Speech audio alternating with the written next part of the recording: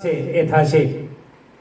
આજે નાનો એવો પરિવાર ચલાવવાની અંદર દરજી સમાજનો હોવા છતાંય તમે બધા એક સાથે મળી અને આવું સુંદર મજાનું આયોજન કરો છો એ બદલ હું ચલાળા સમસ્ત દરજી સમાજને ખૂબ ખૂબ અભિનંદન પાઠવું છું।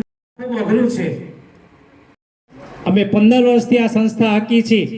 અમને ખબર છે કે કેટલા વિઘ્નોની વચ્ચેથી પડશે।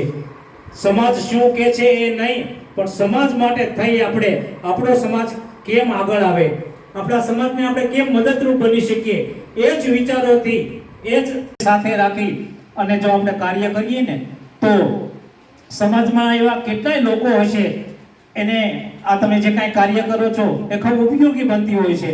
બધા માટે જરૂરી નથી।